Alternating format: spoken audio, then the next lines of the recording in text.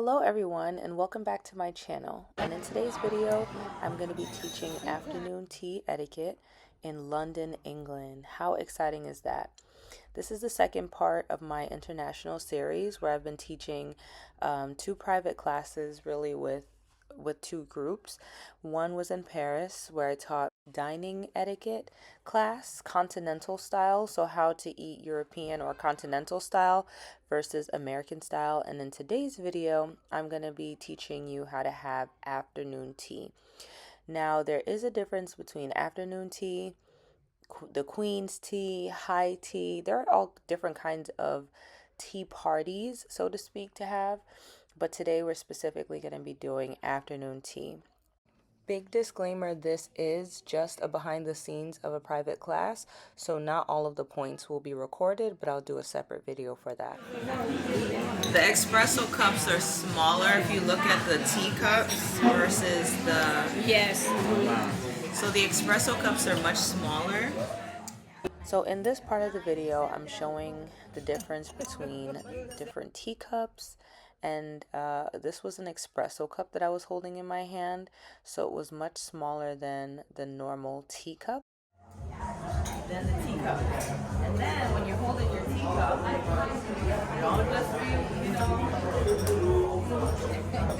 just sit down and then you go like this.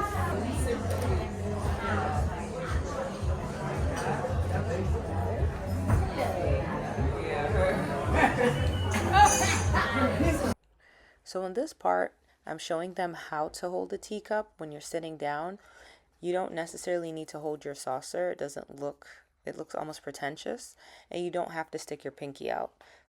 So the best way to do it is put your index finger within the loop and use the rest of your fingers to balance the cup.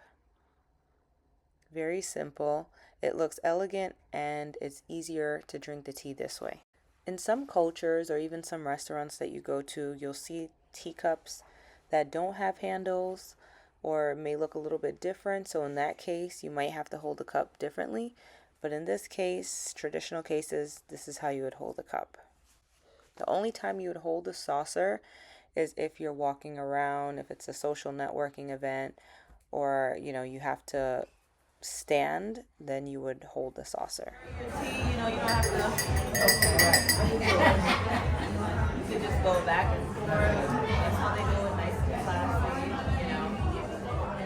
I know it may be tempting to stir your spoon back and forth against the teacup, but it's very obnoxious. It's very loud. So gently stir back and forth and then rest your spoon right behind the teacup.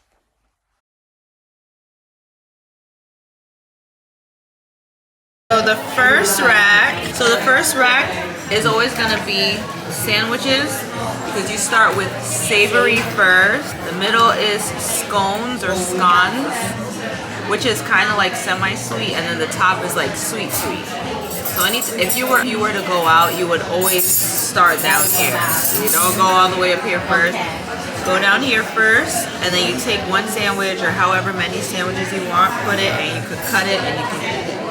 So you guys can go ahead and do that if you want. And I'll just demonstrate how to do a scone. So a scone, you could take the sandwiches too, but a scone, you don't cut this because it'll start breaking up. So you take it and you just open it, and then you can just like that. And then you could take a knife and take the cream first or the jelly, whichever you want. So as I mentioned earlier, there are different types of teas to have. So this is afternoon tea. And afternoon tea is the refined, elegant tea experience most people see today. So it originated from the 1840s when people started having light snacks in the late afternoon to bridge the long gap between their lunchtime and dinner time. So this is typically done around 2 p.m. to 5 p.m. and the tea is the focus.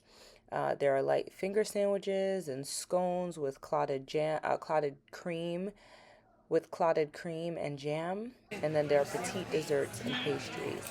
And the atmosphere is always very feminine, very social, graceful, and it's usually associated with these things.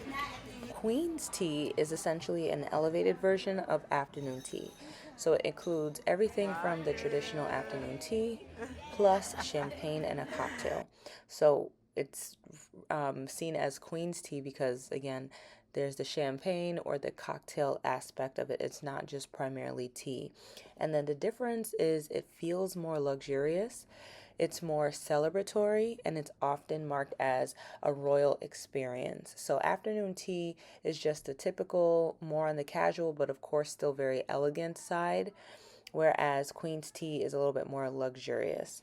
Sometimes people might even bring gourmet items to the table or to the racks, but it's very fancy. Now, lastly, there's high tea, and high tea is typically eaten at evening time. So this was done by, I would say, middle class or the working class rather.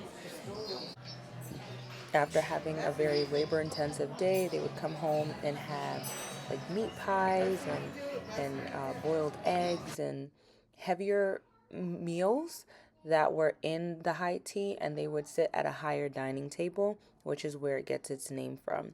Studies actually show that women who learn etiquette rules see enhanced career advancement, they have greater leadership presence, and it boosts their professional confidence. So, if you're looking to enhance your skills and you want one on one coaching with myself through my academy, you can visit www.oilmillacademy.org and sign up for the Pressing Room one on one coaching. You can also check out some of our self paced courses at theinnerrefineryroom.com, and I'll see you in the next video.